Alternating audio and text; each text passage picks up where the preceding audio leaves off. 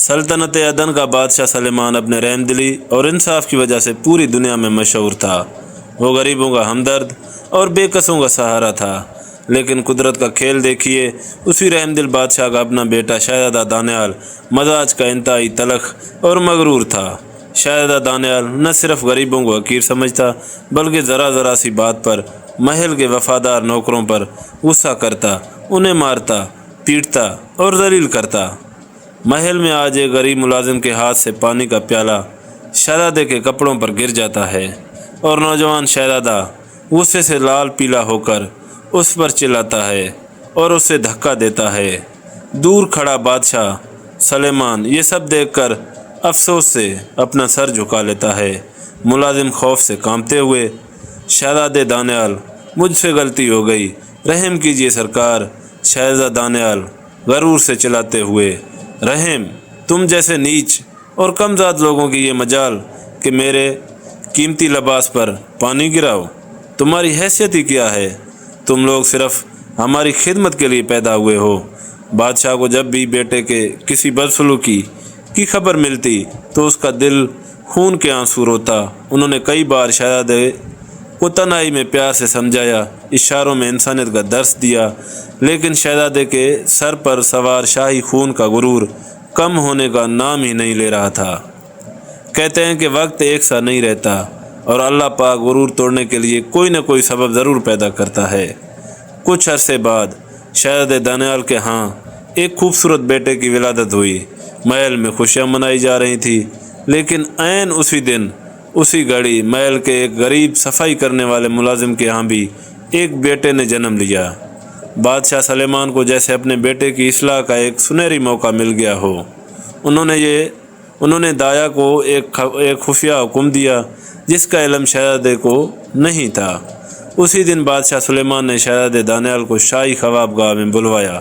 جب شہزادہ وہاں پہنچا تو اس نے دیکھا کہ نرم و ملائم پلنگ پر دو نومولود بچے ایک ساتھ لیٹے ہوئے تھے۔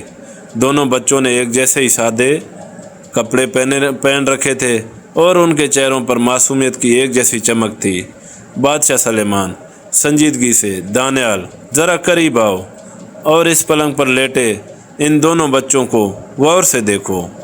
شہزادہ دانیال حیرت سے بچوں کو دیکھتے ہوئے، جی ابا جان، میں دیکھ رہا ہوں، یہ دونوں بہت پیارے ہیں۔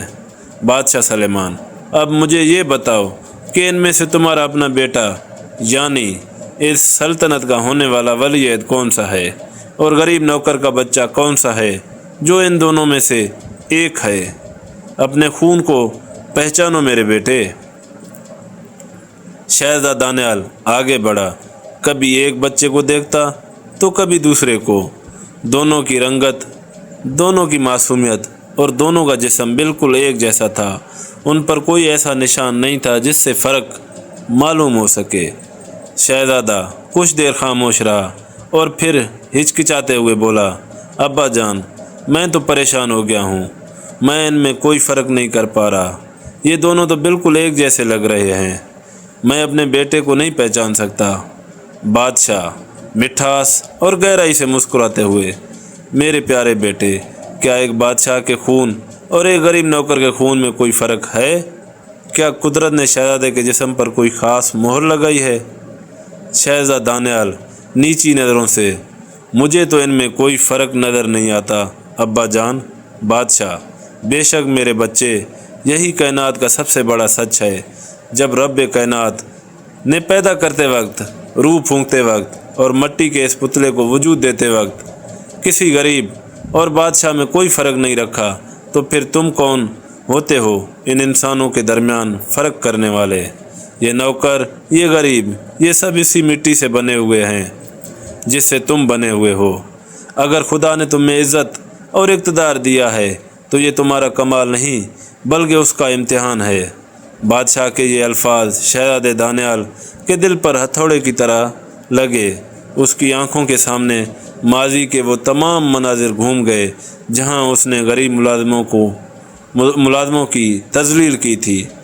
اس کا سر شرمندگی سے جھک گیا اور آنکھوں سے ندامت کے آنسو بہنے لگے۔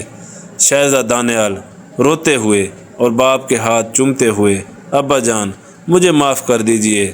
آج میری آنکھوں سے غرور کا پردہ ہٹ گیا ہے۔